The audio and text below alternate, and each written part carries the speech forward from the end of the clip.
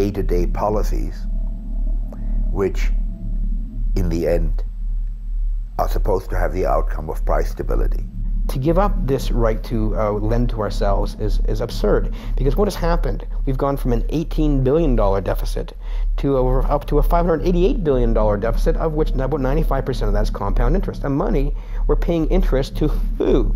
Well, there's no person out there who has a Canadian flag, lives in Canada, who we pay $60 billion in interest, both federally, provincially, and at the municipal levels too. We're paying someone else interest on the money that we can print and produce ourselves and lend it to ourselves to fund our infrastructure, to fund our social programs, to fund our education for our university students who are also being put in a debt trap. But as you give up control of your currency, and William Lyon Mackenzie King said it most poignantly when he said this. He said, you know, the issuance of the credit and currency is the state's most precious resource. And once you give up that control, it matters not who makes the laws of the land, because usury, once in control, will wreak havoc on any nation. All right, ladies and gentlemen, here we are at the Federal Reserve. As I said once before, this is the very institution that is highly responsible for bankrupting America and essentially enslaving the world under a perpetual debt system. It's by no way federal, and there are certainly no reserves. What's your full name? What's that? What's your full name? Is there any reason why you need my full name? I'm just asking what's your name. What's your partner's name?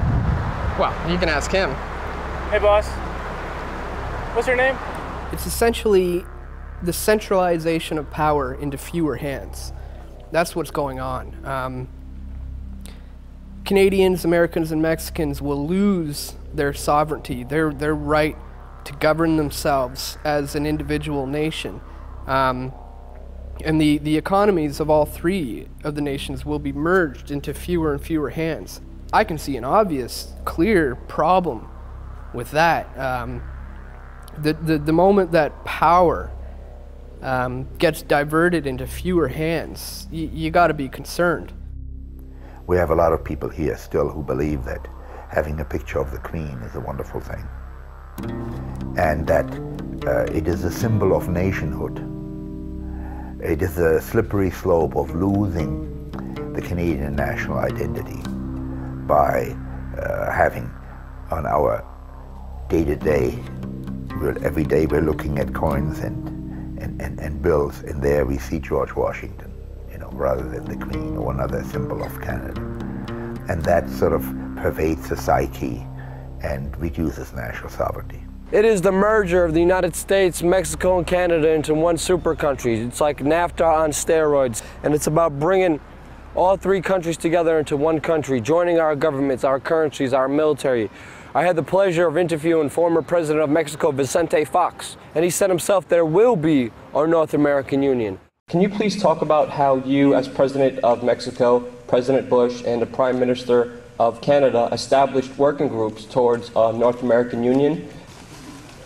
There is the original document, the original commitment, and there is supposed to be follow-up procedures. There is supposed to be committees to discuss and to advance, but that's not happening. Will there be a North American Union? Do you believe there will be a North American Union? I would hope so. I think it would be very convenient for both of us. When Vicente Fox, in the 1990s, was a candidate for presidency of Mexico, I was at a conference and I sat next to him at dinner, and on the other side of Fox was Robert Mundell, whom I mentioned already as the father of the European Monetary Union. And we impressed him, obviously, with the idea that there would be great benefits for Mexican economy from this. He had no difficulty accepting it because he was a successful businessman before he became a politician. He was the president of Coca-Cola Mexico. So when he was elected, he went on a courtesy visit to the White House. And the press release at that time said that he raised with President Clinton the idea that we should push forward on a North American monetary union. It was said that he did the same thing when he got to Ottawa and talked to Chrétien.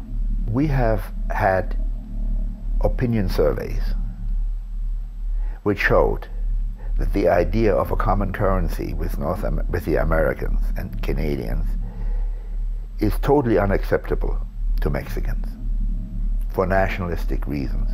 They want to maintain Mexico as a clear, identifiable nation and culture. And for some reason, word has spread amongst them that this is the first step towards absorption by the Americans.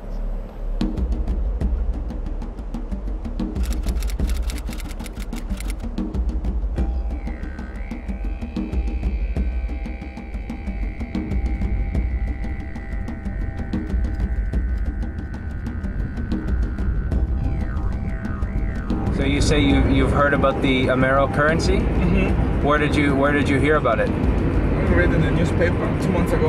Yes. Yeah. For the Amero, like the Mexican people is why is my peso is. I don't want another currency. Mm-hmm. I am Mexican. I like my peso. Yeah. I don't need new currency. Sí, era una moneda que iban a crear. Sería bien, ¿no? Para apoyar a la economía de México. Pues no, lo que había escuchado últimamente que se iba a tratar de estabilizar la economía y se iba a manejar solamente un solo capital, que es los comentarios que dicen para que esto se estabilice y tenga una estabilidad, pero eso lo escuchaba que iba a ser dentro de 5 o 6, hasta creo que dentro de 10 años más, menos que no sé ahorita si anda funcionando eso. And this whole new world order ideation is a bunch of banking and intellectual elites that basically see the same sort of mentality. Control the economy, control the issuance of currency, you control the nation. And now control the food, you control the people. Let me control the issuance of currency and credit of the nations, and I don't care who you put in power, because they know control the money, you control the nation. And society, we're not aware of this. But this is all part of this whole globalization scheme that's happening right now. Even to raise those kinds of issuers, to raise the Amero currency issue, is to inflame a lot of the people who are most fearful about integration. So for those reasons, I say leave them aside.